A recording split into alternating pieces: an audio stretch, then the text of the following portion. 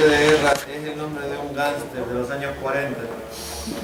Que se llamaba Frankie Valentine, se llama Frank Valentine como nombre de guerra, se llama originalmente Francisco José Montes de Oca Vega, nació en 1991, ha estudiado en la Escuela de Arte y Superior de Diseño de Gran Canaria, en la que yo tuve la oportunidad de dar una conferencia hace 2 años, y es uno de estas personas que se ha dado cuenta de que el futuro pasa por un aparatito como ese, más que por un aparatito como ese, por un aparatito que se llama tableta, aunque todavía las tabletas aquí no se han popularizado mucho.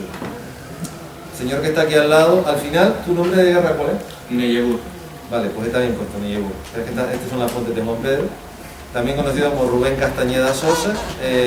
Yo a él lo conozco de referencia porque el director de este evento, Juan Pedro Rodríguez, me habló de él. Es un añito más joven que el señor Frank Valentine, o sea que digamos que, y lo digo con segunda, a ver si sois el relevo generacional, que ya vale, que a los fósiles hay que darnos en los museos, que ya hace gente como yo, que por lo que veo, bueno, ha trabajado en muchísimos sitios. Yo de todo lo que has hecho, lo único que conocía, porque me sonaba y porque me encanta todo el tema, es lo de Susumba, por ejemplo, que además lo vi en Barcelona, curiosamente. Se puso la venta ahí. Exactamente. Y porque bueno, me paso el día mirando y me paso el día tratando de descubrir cosas nuevas, porque donde yo vivo, el salón del cómic que hay en Helsinki tiene lo que es el salón del cómic y una carpa anexa para gente que está empezando. Y en esa carpa anexa, por ejemplo, yo descubrí una dibujante finlandesa, se llama Anne Muhonen, con la que tengo ya relación profesional y personal desde hace 7 años. Y me di cuenta de la cantidad de cosas que tiene cierto que la autoedición allá es muy barata, pero yo siempre había pensado que no te puedes limitar a lo que publican las grandes editoriales, también hay que ver gente que está empezando, y de luego allí es algo que le dan muchísimo. Desgraciadamente no es como en Barcelona, que la gente de los fanzines está en el fondo sur, donde prácticamente no te ven, creo que tú lo sabes perfectamente. Sí. Allí no, allí tienen una carpa independiente, digamos que, y no es por fastidiar, nuestro país tiene que aprender sobre todo a valorar más el trabajo ajeno. Que antes lo dije, y lo digo con ustedes delante, me parece muy divertido que tenga el nombre de guerra, pero aquí no solamente hay que ser serio, sino hay que parecerlo. Y entronco con la individua esta, de la que terminé su libro ayer, y he disfrutado mucho, que me encanta que firme con su nombre y con sus apellidos. Cuando además una fémina tiene mucho más trabajo que nosotros, pero nosotros por ser chicos podemos vivir de una forma más cómoda.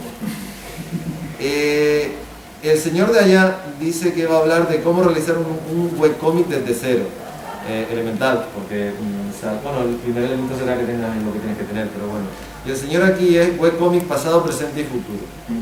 Vale, como profesor que soy, aparte de coordinador, esto me parece muy bonito, pero retomo lo que dije antes con el público delante. Esto es un encuentro donde se supone que todos los que estamos aquí de una forma u otra nos gusta esto, con una mayor o menor vinculación profesional. El caso de Melanie, por ejemplo, es muy claro, no solo es escritora, sino es dibujante y diseñadora y no sé cuántas cosas más. Y además es mayor que ustedes. Eso también es un punto importante. Es mujer y es mayor que ustedes. Pero tienen exactamente media horita, estructuren de forma que puedan decir lo que quieren decir, pero también den la opción a ellos, que a la niña, bueno, también, y señorita ahí también es dibujante, no me quiero olvidar que me echaron una bronca antes. No me la echaste tú. El hecho de que si quieren preguntar, porque ustedes han hecho algo y además ya han publicado de una forma o de otra, y al final lo que todo el mundo quiere, lo que yo, en mi caso, lo que yo quise cuando empecé a escribir es que alguien leyera lo que yo había escrito, y para eso, bueno, yo empecé ya en la época de internet, pero evidentemente lo primero, yo todo lo he publicado hasta ahora ha sido siempre a nivel físico en cuanto a libros. Claro, yo me pasé 2 años escribiendo hasta que encontré un editor que me dijo, vale, te lo publico. Si no, eso serían 300 páginas muy buenas escritas metidas en un cajón. Entonces les digo eso, sigan su guía, que me parece muy bien, pero también tengan la opción de dejar lo que paso a la gente. Y ahora retomando esto, según mi reloj, que es el que manda en este sitio, tienen exactamente 30 minutos para aburrirnos o encantarnos.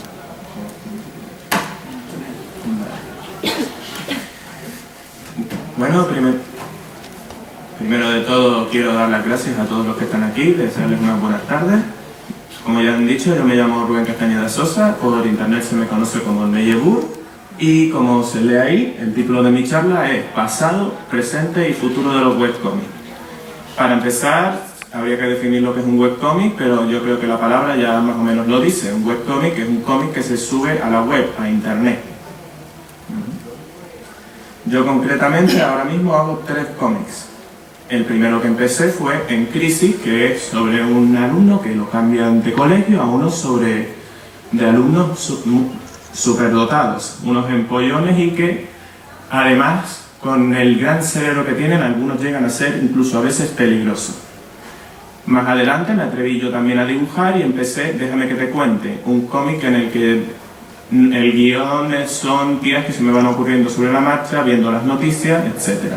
Y ya por último, recientemente he empezado El hombre sin forma, un cómic que es un homenaje a los superhéroes, que aquí tengo yo la camisa, y a continuación quería hablar un poquito sobre ellos un poco. Esto que se ve aquí es la primera página de En Crisis, dibujada por mí mismo. He dicho que hace poco me he atrevido a dibujar. Si lo digo es porque antes no me atrevía a dibujar, porque todo lo que salía del lápiz era algo así, monigotes. Pero descubrí que los webcómics, había algunos autores que no hacían todo el trabajo. Había webcómics que, al igual que muchos libros y cómics que podemos encontrar, el trabajo estaba repartido. Estaba el dibujante y estaba el guionista. Y más adelante tuve la suerte de conocer a un dibujante que se atreviera a dibujar mis propias ideas. Esto que vemos aquí es la misma tira, el mismo chiste, pero ya dibujado por alguien que sabe manejarse, alguien que ha estudiado arte y demás. Curiosamente, El hombre sin forma nació en el webcómic de En Crisis también, como se ve aquí. Los personajes quería yo que tuvieran algún hobby, y se me ocurrió que les gustaran los cómics, como a mí, pero en lugar de ser que simplemente les gustara Batman, Spider-Man, The Spirit o algún otro superhéroe, decidí crearles su propio superhéroe. Así que decidí, ¿qué poder me gustaría tener a mí si fuera un superhéroe? Cambiar de forma. Pues se me ocurrió hacer El hombre sin forma, que el título es un homenaje a la película El hombre sin forma. Este es el primer dibujo que hicimos del hombre sin forma. Está dibujado por el dibujante de En Crisis y, como se puede ver por el dibujo, la intención del cómic era hacer más bien una parodia del género de superhéroes. Según fui haciendo En Crisis, fui creando historias para El hombre sin forma para que los chicos pudieran ir comentándolas. Y según iba creando esas historias dije, oye, creo que este personaje tiene potencial. Quizás podría hacer algo aparte con él. Y así fue como hace poco tiempo conocí a un gran amigo mío llamado Jaime Echeveste, que se atrevió a darle más vida y más forma, valga la redundancia, al hombre sin forma, y apareció el cómic que conocemos hoy en día, que también publicó. Aquí se puede ver la comparación de cómo el cómic sigue teniendo sus toques de humor, pero ya no es tan parodia de superhéroes como es un homenaje al género. Pero yo estoy aquí más que para hablar de mis propios cómics, para hablar de la historia de los webcómics. Y la historia de los webcómics, al menos los webcómics de lectura español, empezaron en el 2004 cuando Beatriz Torres fundó el web. Beatriz Torres, también conocida como Sirta, es una autora de webcómics que leía muchos webcómics en inglés y se dio cuenta de que creía que los autores de habla hispana necesitaban una plataforma para darse a conocer. Digo habla hispana porque no son solamente autores de España, autores de Latinoamérica, por ejemplo, también tienen sus cómics. Es más, la autora Sirta no es de España, es de Tampico. Y aquí, por ejemplo, se fundó el web en el 2004, que las siglas son Webcomics en español, que se empezó con un foro y una pequeña comunidad que ha ido creciendo y creciendo, que hoy en día podemos decir que en esta pequeña comunidad existen más de 1000 autores y muchísimos webcomics. Aquí tenemos algunos de los autores más conocidos de la comunidad. Tenemos a Sirta, como ya he dicho, que fue una de las que empezó esta comunidad, que sus cómics son Océano, Hilando el Destino, que ella es la dibujante y lo hace con una guionista. Tenemos a Morán, por ejemplo, que es uno de los autores que más me ha inspirado, con webcomics como Etío o El Bosque, que hace con una dibujante canaria de Tenerife, llamada Alicia Guimes o Laudier. También tenemos a Fadri, que hace webcomics de humor, pero también de aventuras, como es Dragon Mail, y es el que me abrió la puerta a los webcomics con su webcomic Pixel y Poxel en una página web de videojuegos. También tenemos a The Freaky, que además de hacer bastantes cómics, empezó, iba a decir recientemente, pero ha pasado el tiempo. No hay papel, que cuenta la historia de un autor de webcómics, cómo intenta empezar sus propios cómics. Y también tenemos a Drao, que no solamente hace webcómics como el suyo, Las paredes de la guarida, que recientemente decidió clausurar, darle un final al cómic, sino que además desde su blog de vez en cuando hace alguna review de algún cómic. La comunidad web también, para darse a conocer, de vez en cuando sacaba algún fanzine que se llamaba Webzine, que precisamente aquí tengo una copia de todos los que han ido saliendo, pero de esto ya voy a hablar un poco más adelante. Pasamos al año 2006, cuando se funda la comunidad de Subcultura. Hasta entonces, si alguien quería tener su propio webcómic, tenía que subir las páginas donde buenamente pudiera. Podía abrirse un blog, podría pagar para tener su propio dominio. Muchos de los autores de webcómics eran informáticos y decidían crearse su propia página web. O también existía la opción de subirla a páginas como SmackJaves o DeviantArt. No fue hasta el 2006 cuando dos usuarios cuyos nicks son Neverwolf y Patrolpo decidieron, nosotros hemos creado una web para subir nuestro propio cómic. ¿Por qué no la abrimos y dejamos que todos los usuarios que quieran puedan subir sus propios cómics? Aquí podemos ver una ilustración de los dos autores, más bien sus avatar. Patrolpo es el que va de conejo encapuchado y Neverwolf es el lobo, obviamente, con la frase de donde los webcómics crecen y se alimentan de personas. ¿Cómo se han tomado las editoriales todo esto? Pues, las editoriales grandes, porque independientemente de, vamos a ver, yo tengo asumido, aunque ahora esté vendiendo Telefónica a las 100 megas reales, eso es mentira. Es así de simple. O sea, y va a ser, y es mentira porque le da la gana, porque la fibra óptica está tendida. Pero dejando eso a un lado, y lo que dije antes, los Macs siguen siendo carísimos en comparación a otros países, y las tabletas las usan las empresas, la gente no se usa las tabletas. Al final, si quieres acabar publicando, te vas a encontrar de frente contra una editorial, y sobre todo con una, que es Planeta. Y también con dos, sobre todo Planeta, que al final es la imagen de Cristina. ¿Cómo, contando que Planeta en los últimos años parece que se toma más en serio el tema de promocionar sus cosas a través de internet, aunque no de promocionar el cómic digital, como en su día hizo con la línea de Brinto, por ejemplo? ¿Cómo has visto tú, hasta dónde sabes tú cómo se han tomado las editoriales españolas que están hasta aquí, el hecho de que haya portales como este, que yo no lo conocía, no conocía el anterior, que cada vez tiene más difusión? Pues es una buena pregunta. Se lo han tomado en plan, muchos han visto en ella más que un rival, se podría decir, han visto una cantera de jóvenes talentos. En plan, hay muchos autores que empezaron haciendo webcomics y, como tengo aquí una gran muestra, ahora mismo publican en papel. Curiosamente me parece que de Planeta no tengo ninguno, pero tengo por ejemplo cómics de la editorial Diabolo, que han publicado autores que no he nombrado todavía, pero tipo Aitor Eraña, que empezó haciendo webcomics, como un webcomic llamado Freaks, que luego se atrevió con otro webcomic como Dark Lord, que publicaba en su propia cuenta de DeviantArt, que es una página donde se pueden subir sus propios dibujos.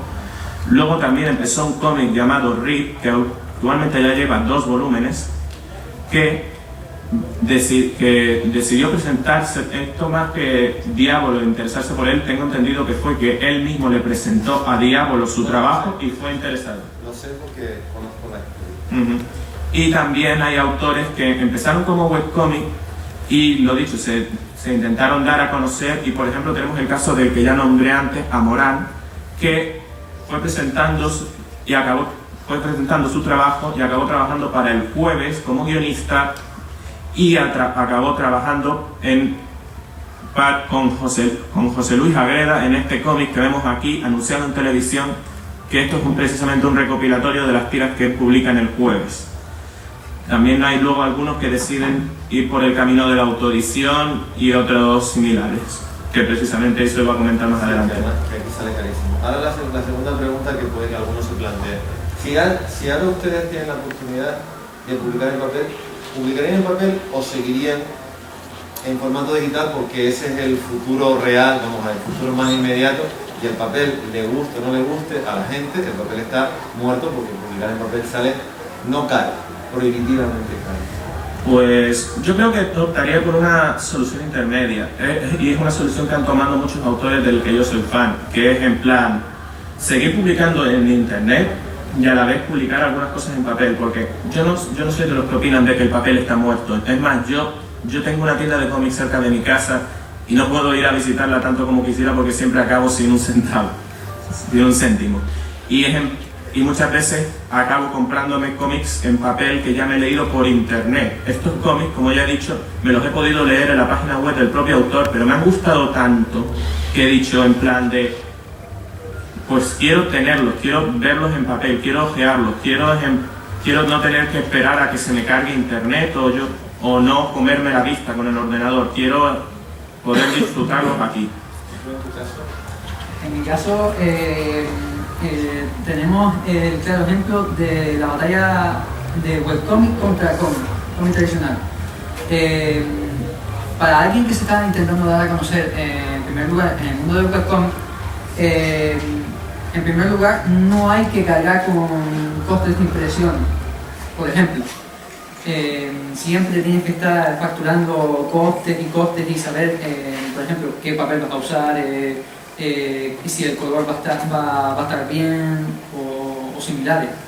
O sea, el autopublicar por un medio, una herramienta actual y que es cercana para todo el mundo, es algo que te hace ampliar un poco la vista al público en general. Después, otro punto es que puedes ir a tu propio ritmo. O sea, en la autoedición del webcomic por internet puedes ir a tu propio ritmo. Puedes hacer los tiempos que tú quieras, coger el estilo que tú quieras. El tiempo es flexible. Tú te marcas tus pautas, tú te lo guisas, tú te lo comes. Y después, el punto álgido, la parte más importante de este punto, de esta reserva de batalla, por así decirlo, es la libertad creativa. Cosa que no tienes con las editoriales. O sea, las editoriales siempre te van a marcar unas pautas y tú tienes que cumplirlas. No tienen al autopublicarte tú y dar tu libertad creativa, la manera en que piensas, plasmarla en un formato, no tienes censura para nada. Tienes libertad para hacer lo que quieras.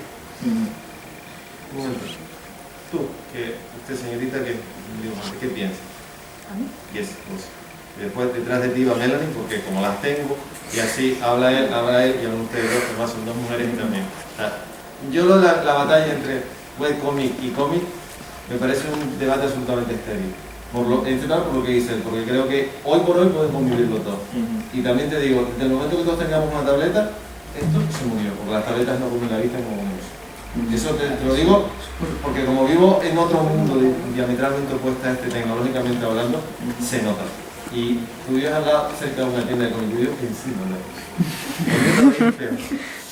Y además una tienda de cómic en un país rico para gente rica, o sea, que tienes cómic desde 5 euros hasta 500. Y es muy triste, y encima el dueño es amigo, con lo que todavía es peor.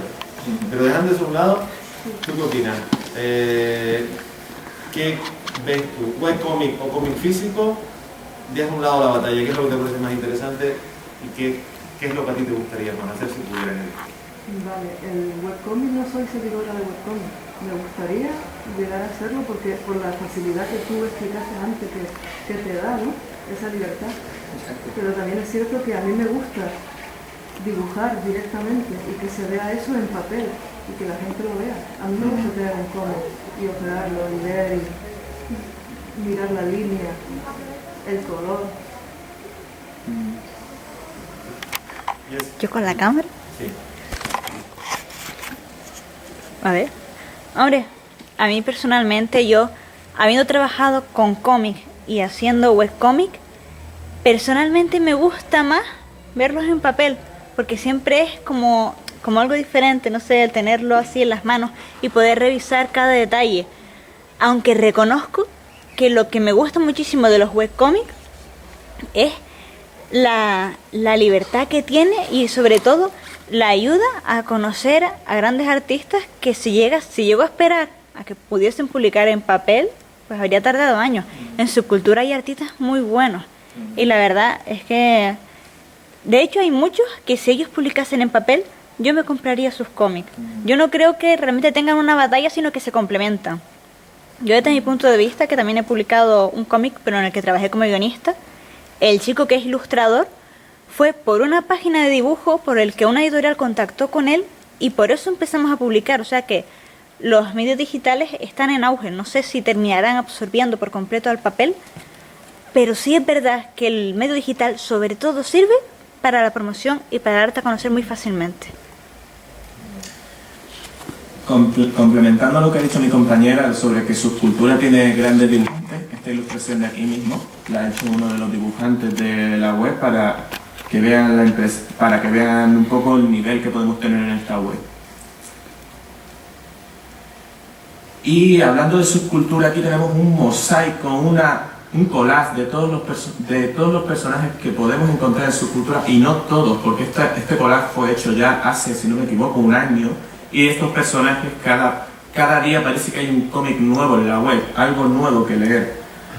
Aquí, por ejemplo, se puede ver a personajes de webcómics de humor, webcómics de fantasía. Tenemos un cómic, por ejemplo, que es perfecto para los fans de Conan, que es Caleon. Tenemos, por ejemplo, cómics que analizan las situaciones que tiene España desde la perspectiva del humor, como Frustraciones y Jolgorios.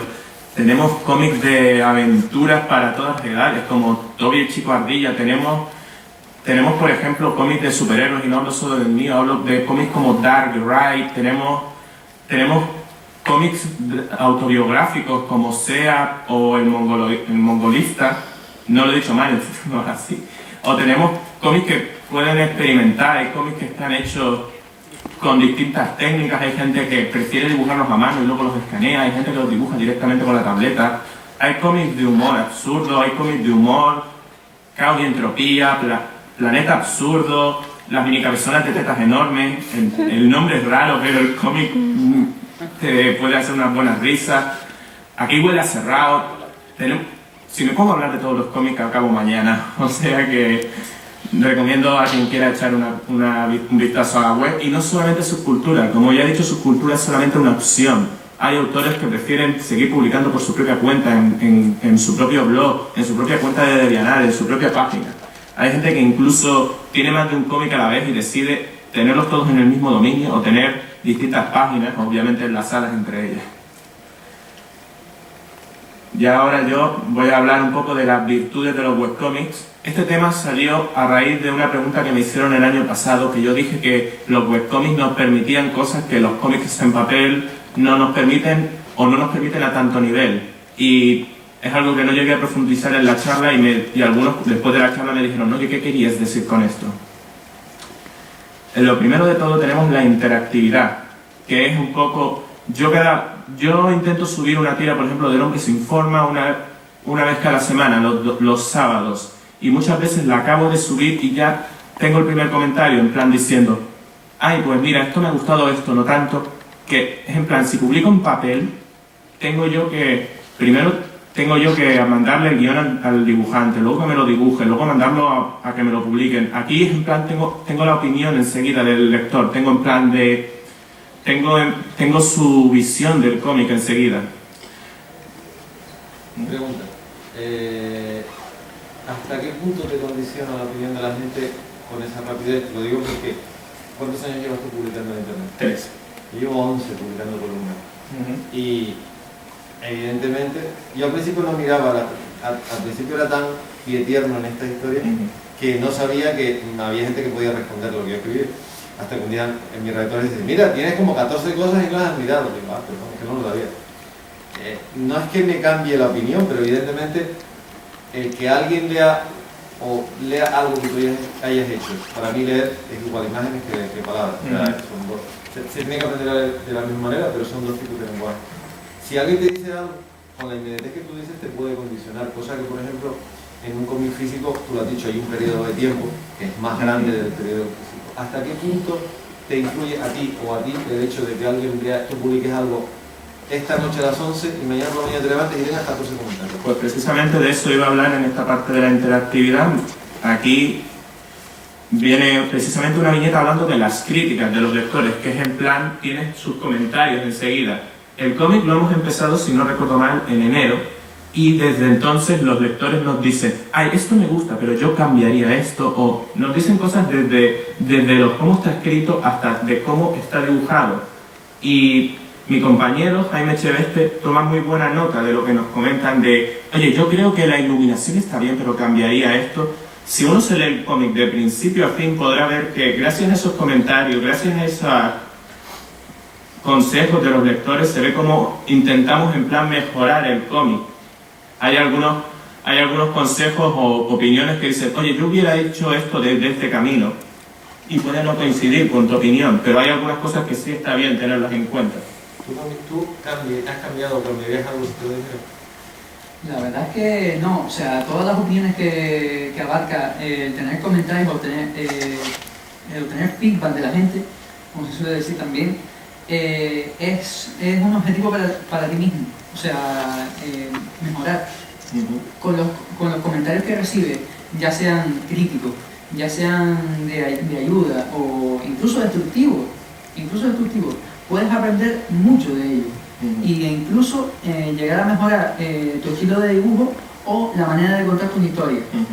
Es una manera bastante buena de evolucionar, como se podría decir. Y también hablando de la interactividad, tienes una relación con los lectores que muchas veces llega en plan a tener que se llegan a formar vínculos. Aquí, por ejemplo, vemos una misma ilustración dibujada por dos personas distintas. Tenemos, desde mi punto de vista, la ilustración de la izquierda está dibujada por el dibujante del Hombre sin Forma, Jaime Echeveste, y está basada en el dibujo que se ve a la derecha de otro dibujante cuyo nick es Gurru Curru y su nombre, si no me equivoco, es Carlos Rioja. Resulta que una de las virtudes que digo que tiene esta interactividad es eso, precisamente que dos autores puedan, en los webcómics lo llamamos fanarts, que es en plan un cómic o un webcómic te gusta tanto que decides decirle al autor, oye, esta tira o este dibujo me gusta tanto que mira, he querido darte mi versión. Por ejemplo, el dibujo de Carlos Rioja se lo regaló a Jaime Echeveste, que es precisamente el chico que vemos al lado de la chica, por participar en un concurso de fanarts de su propio webcómic, El artista y la musa, y a Jaime le gustó tanto el regalo que decidió hacer su propia versión, que es un poco los cómics se retroalimentan, en plan el lector te dice esto, el autor te da lo otro y así sucesivamente. Yo, por ejemplo, como he dicho, estoy empezando a dibujar y ¿qué he hecho para empezar a dibujar? Darle fanarts a los webcómics que me gustan, dibujar a este personaje que siempre me ha hecho reír y ahora que estoy empezando más o menos a dibujar, quiero hacerle un pequeño homenaje por los buenos momentos que me ha dado. Otro comentario que ya hemos dicho es que se llega a mejorar gracias a sus comentarios. Un comentario una cosa que me dijo uno de los dibujantes de la web de Subcultura, cuyo nick es Pechu, que este dibujo que podemos ver aquí es suyo, que podemos ver que es un gran dibujante, que desde aquí le deseo feliz cumpleaños, que ayer fue su cumpleaños. El que vemos en la esquinita ahí en pequeño es un Pechu que yo mismo he dibujado. Pechu me dijo lo siguiente, tú si quieres aprender a dibujar, porque yo hasta entonces solamente era guionista, tú si quieres aprender a dibujar, dibuja algo todos los días. Da igual que no lo publiques, da igual que si después de dibujarlo te parece una porquería y decides que no vuelva a ver la luz del día. Así mejoras. Si uno no aprende a dibujar de la noche a la mañana, igual que uno no aprende a escribir de la noche a la mañana. Yo, lo dicho, yo antes de ser dibujante era guionista y a diferencia del dibujo, que me arrepiento de haberlo hecho, el guión nunca dejé de escribir, lo dicho, me arrepiento de haber dejado de dibujar, pero yo nunca dejé de escribir. ¿Qué hacía en el instituto cuando tenía tiempo? Cuando el profesor faltaba, aparte de estar con los compañeros, de vez en cuando sacaba una libretita y me ponía a escribir ideas. De hecho, tengo no sé cuántas libretas en mi casa con ideas, y muchas de esas ideas acabaron siendo webcomics. Una de esas ideas acabó siendo esas viñetas que enseñé antes de Crisis. Y luego, en esa misma libreta acabé escribiendo los guiones del Hombre sin Forma, que como he dicho, empezaron como chistes y acabaron gustándome y decidí darle su propia identidad. ¿Cuál es tu caso? El tema de... ¿Tú eres más dibujante? Sí.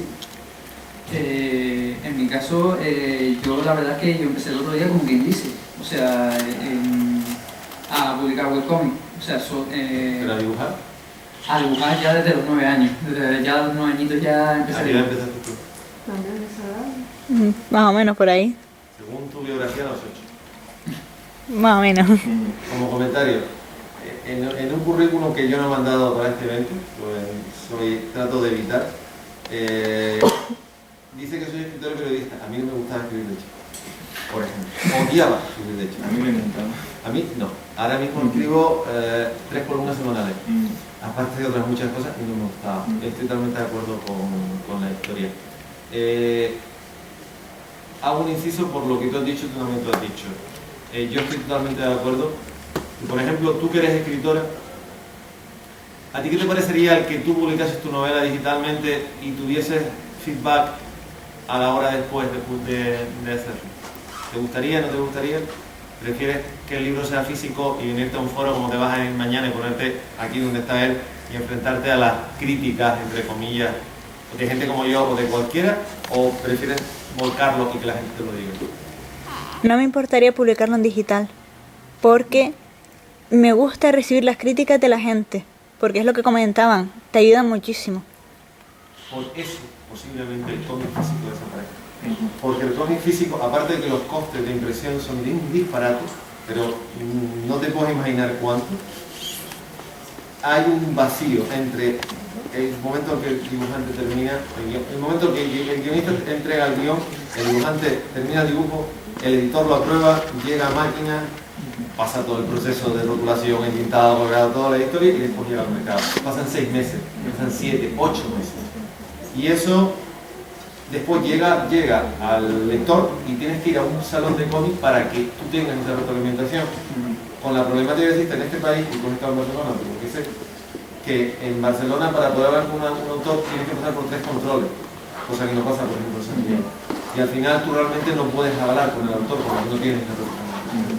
Si le sumas costes de impresión a lo que has dicho tú, ha dicho ella, sobre todo de que no tienes la posibilidad de interactuar con la gente, y además a mí como autor me encanta el hecho de sentarme con alguien y me diga lo que piensa, lo que he escrito.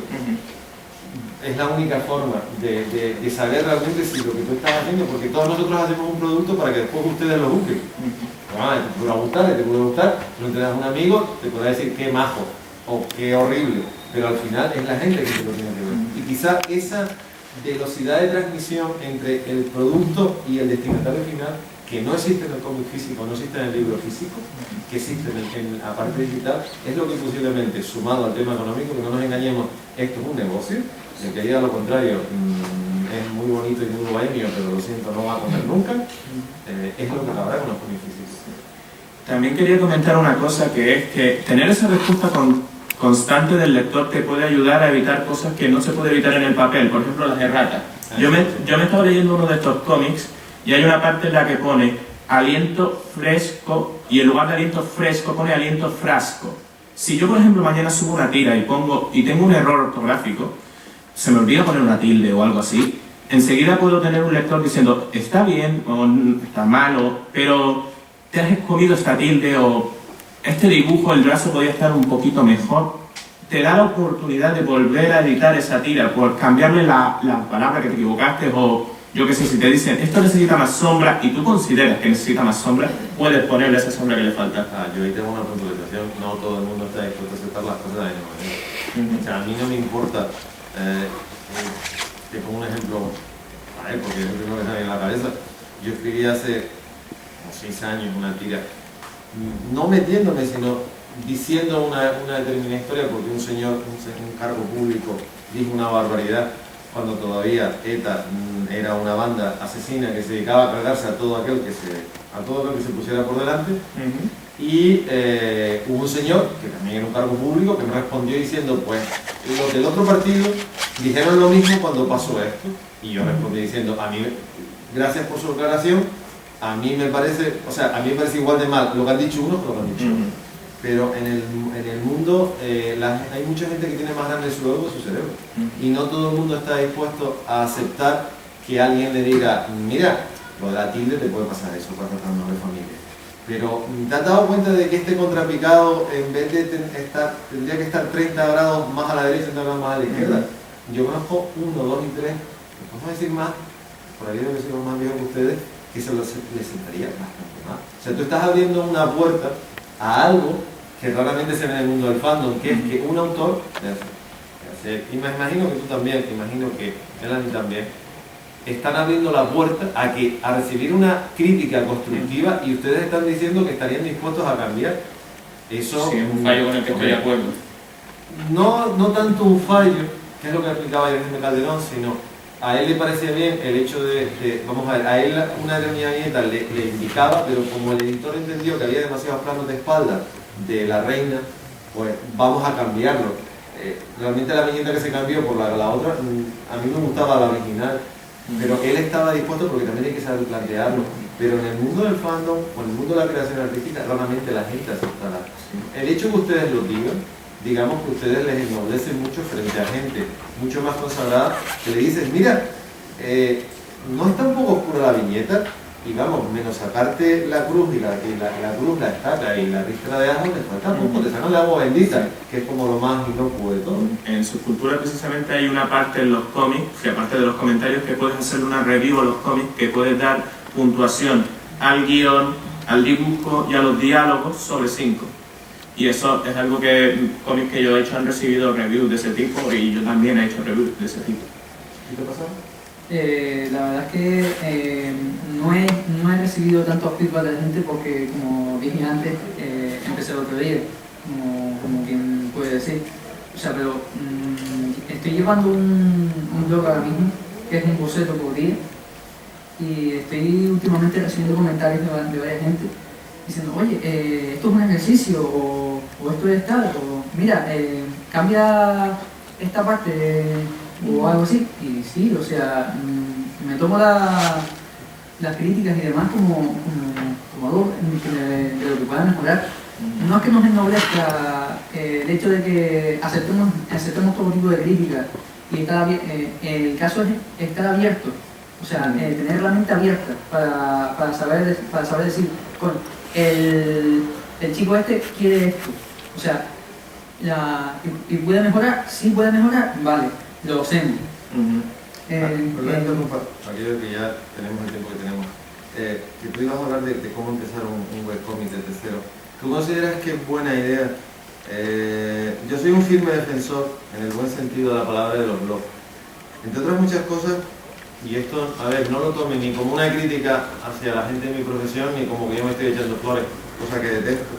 Pero hay demasiada gente que escribe en los medios de comunicación que, con todos mis respetos, podría dedicarse a escaldar cebollinos y no escribir, porque lo hace rematadamente mal. Y ya no lo digo en televisión, que yo cada vez que vengo a España se me ponen los pelos de punta. Yo no entiendo cómo una persona que está delante de una cámara es capaz de usar 1100 palabras, cuando en castellano es una de las lenguas más ricas. O sea, yo vivo en un país con un idioma horrible de entender, que es el finlandés. Un idioma complicado hasta decir más. Tolkien, que era un señor hiperinteligente, aprendió finlandés para traducir el Kalevala, porque si no, no podía escribir El Señor de los Anillos. Pero Tolkien era Tolkien. Una persona normal no aprende en 2 años finlandés, ni en 3 ni en 4.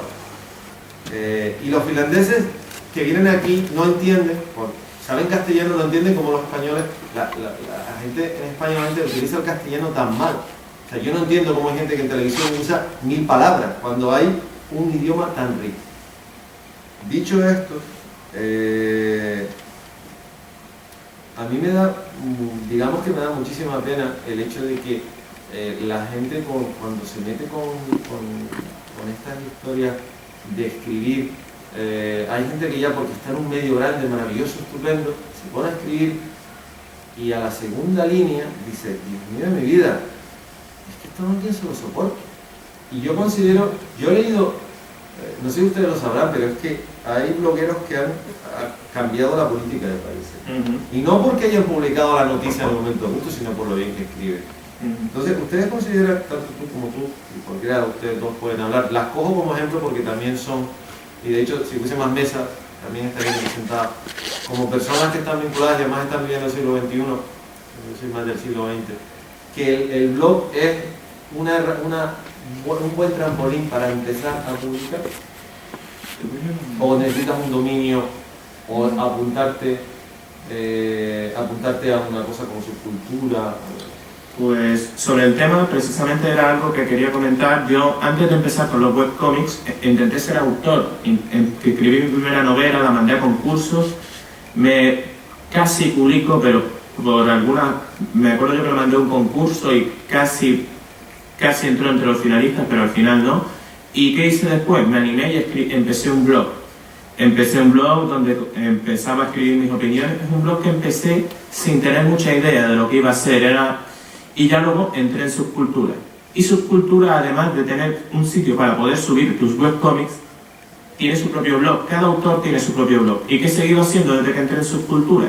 Pues aparte de seguir escribiendo mis guiones y atreverme a dibujar, me he atrevido a escribir en esos blogs no solamente artículos de opinión, yo que sé, no llego yo a hablar de temas políticos, sino temas de en plan, ha salido tal película y me ha gustado, pues Yo tampoco, aquí... Perdona, yo tampoco, yo siempre escribo de cultura, me gusta, lo que pasa es que desgraciadamente en España la cultura y la política están demasiado unidas a la mano. Creo que eso no sé. Pues escribo, yo que sé, artículos de opinión en plan, ¿por qué tal película me ha gustado? ¿Por qué tal película no me ha gustado? Incluso hay veces que se me ocurre una idea y en lugar de intentar publicarla o intentar convertirla en un cómic, digo, pues esto me gusta como está escrito, no creo que necesite una imagen para añadirlo. Pues lo publico en un blog. Por ejemplo, yo estoy estudiando ahora mismo magisterio y en una de las clases nos pidieron que escribiéramos un relato para enseñar a los alumnos a describir. Y nos pusieron que escribiéramos un crimen.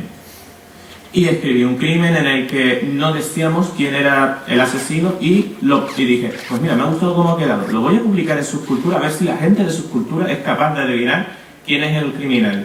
O recientemente fui a la Feria del Libro y participé en un taller de escritura creativa y escribí un relato usando unas 7 palabras que te daban y yo dije, pues me ha gustado el relato, voy a publicarlo en Subcultura. Es en plan de dar mi opinión, dar artículos, dar relatos que para seguir no solamente escribiendo en plan tipo guión y demás. En tu caso, En mi caso, el blog la verdad es que es una herramienta bastante, ¿cómo decirlo? Es la mejor manera de empezar a poder publicar tus cosas. Yo, por ejemplo, puedo decir que el equipo de antes, el blog es mío, pero en verdad no puedo decir que lo hice yo, porque eso sería algo hipócrita de mi parte. Yo estoy ahora mismo estudiando animación y mi profesora me dijo, ábrete un blog, realiza un boceto diario, toda una rama, actitud, movimiento, todo eso. O sea, y la verdad, después de 22 días, la verdad es que uno ya puede decir, bueno, he mejorado en la calidad de dibujo, pero no tanto en tan poco tiempo, porque todavía queda mucho tiempo por delante además. O sea, es un blog que yo voy actualizando, pero gracias a Herlikan, directora de Yesna Studio, la verdad es que me ha demostrado que hay que tener constancia, hay que tener una metodología, ¿cómo decirlo? Disciplina. ¿Tú que eres escritora, qué piensas? Yo creo que principalmente lo mejor del blog es la sencillez que tiene. O sea, es fácil de encontrar, es fácil de utilizar. Yo tengo 2 blogs y para mí eso es lo mejor. Esa es la sencillez. Yo creo que esa es la tercera parte que creo que ustedes dos lo han dicho. La diferencia entre el mundo digital y el mundo físico. Mira, yo tengo 2 editores. A ver, mentira. Eso no es cierto. Yo tengo un mentor que es el creador del supergrupo. Exactamente. También conocido como Francisco Pérez Navarro, que también es co-creador de Super López, con Jan, y un editor de Vicente García Castillo, que es el creador de los revistadores. Cuando yo me planteé escribir por primera vez, yo escribí 100 páginas. Yo no quería escribir un libro, quería escribir un monográfico. Los monográficos rondan entre 80 y 90 páginas. Escribí 100 páginas. Se las puse en la mano al Pérez, como se le llama cariñosamente a ese señor, que no me diga que le llamo señor, que entonces no vas a entrar en casa, y cogió el borrador, se quedó en el salón y mandó a la habitación del fondo, donde me suelo quedar, a leer cómic. Me llamó a la hora, me dio el borrador, tenía 5 correcciones que me supusieron escribir 25 páginas. 5 correcciones, pero no sé qué eran las correcciones, eran 3 cosas. Había una, siempre recordaré, ¿esto de dónde sale? Claro, evidentemente me estaba... Es que yo estaba dando, por supuesto, media historia de Marvel, y la persona normal, además me dijo, y nunca escribas un libro para friki, porque al final lo vamos a leer 4, y evidentemente te estás limitando. Con esto yo quiero decir, el editor es bueno en muchos aspectos. Es bueno porque 4 hombres más que 2, y porque si tú le pones mucha pasión a algo, llegará un momento que no es que no veas un elefante dentro, es que no ves la estampida de Yumanji delante tuyo. Sobre eso precisamente, yo lo he dicho, yo llevo 2 cómics por pareja, en las que yo soy guionista y un compañero mío dibujante. Lo de que 4 os ven mejor que 2 es verdad. Muchas veces yo le mando un guión y antes del dibujante ponerse seriamente a decir sí, voy a dibujar lo que me ha mandado Rubén, dice, oye, esto me gusta, pero ¿qué opinas darle la vuelta y hacerlo así? Es más, yo no he estudiado dibujo como mi compañero, mis compañeros me pueden decir, oye, yo creo que esto quedaría mejor así, en plan, ellos tienen ya conocimientos de cómo funciona un cómic, ellos ya han hecho algunos cómics antes de yo conocerlos y me dicen, oye, yo creo que esto quedaría así mejor que de este otro modo, y yo un montón de veces recibo el cómic y digo, esto me gusta, pero yo cambiaría lo otro o cosas así.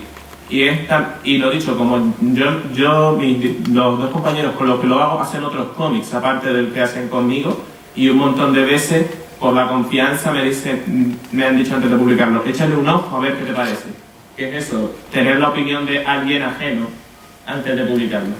Y antes de que se me olvide, quería comentar algo sobre la interacción que no había comentado. Antes comenté que los fanarts es una forma de enseñarle al público lo que te ha gustado, lo que has hecho. Existen más formas de enseñárselo aparte de los fanarts, y tengo aquí una pequeña forma. Esto que vemos aquí se llama Cerdílope, y se puede decir, la mascota de un webcómic que hay en internet llamado El Bosque. Hay gente que lee los webcómics y no sabe dibujar o simplemente no quiere y decide, pero de todas formas dice, me gusta el cómic, quiero hacerle un pequeño homenaje. Puede simplemente hablar de él en su blog. Pero otra opción es, ¿a ti se te da bien hacer peluche?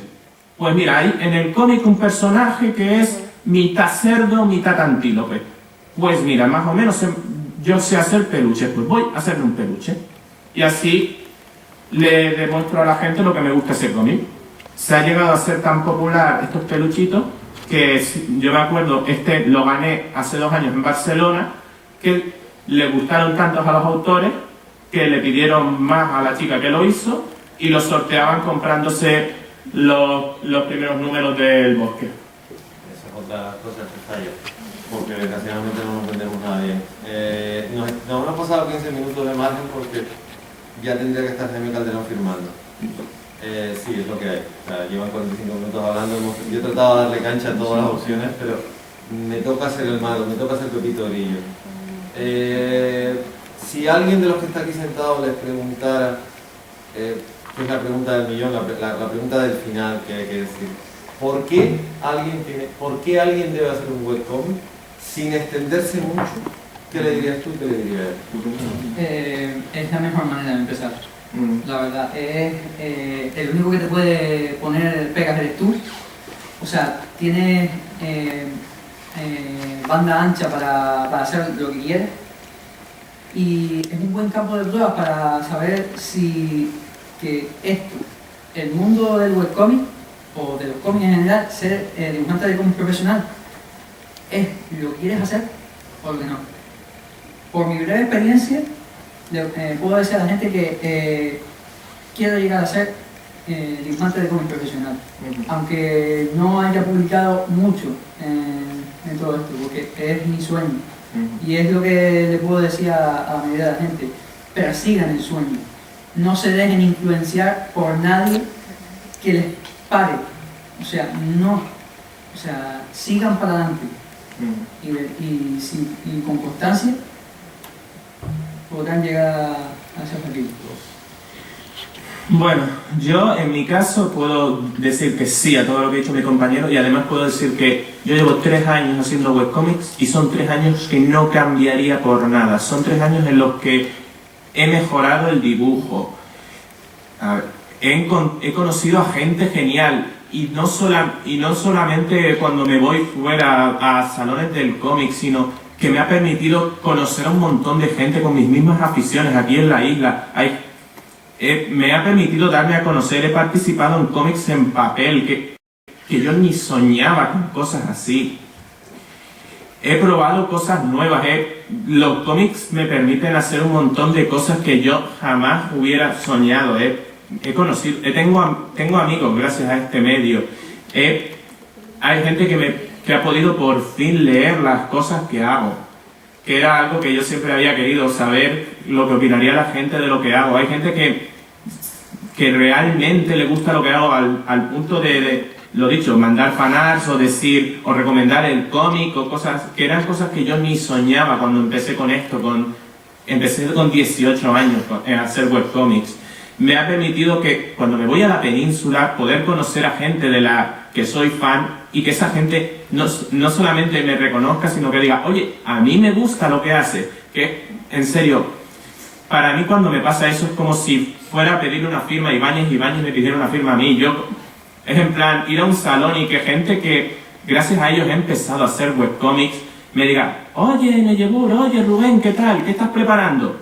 Yo encantado. O gente que va a sacar un cómic en papel, tipo el que ya hemos comentado, Susumba, de Hora de Aventuras, y me diga, oye, como sé que a ti te gusta Hora de Aventuras y se te dan bien los guiones, pues, ¿quieres participar? O, por ejemplo, yo no hubiera conocido a Fran, a Melanie o a un montón de gente más si no fuera por los webcomics, ni tampoco me hubiera podido leer Hades, y lo dicho, he conocido a un montón de gente genial. Aquí, esta es la última diapositiva que quería mostrar. Lo mejor que puedes hacer con un webcómic es divertirte. Aquí hay una foto de una quedada que hicimos en Barcelona. Esto es un dibujo de la luna solitaria hecho por otro dibujante. Lo dicho, yo empecé leyendo, pasé 3 años leyendo, si no me equivoco, antes de empezar a hacer webcomic, y es una experiencia de la que no me arrepiento, en serio. ¿Alguien quiere decir algo antes de que salgamos de aquí tumbando? ¿Cómo la saben? ¿Alguien quiere añadir algo, decir algo? Da gusto que alguien tenga pasión. Esta mañana lo hablaba con un compañero en Onda Cero, que ya es hora de que la gente un poquito más joven, o bastante más joven, demuestre un poco de pasión, porque si no al final... ¿Quieren decir algo? ¿Te hace esta pregunta? Sí. Vamos, en un minuto, que si no, el autor invitado me ha tirado de las orejas y no es plan, o ya por lo que han dicho les ha quedado sobradamente claro. ¿Está bien? Pues un aplauso para los señores.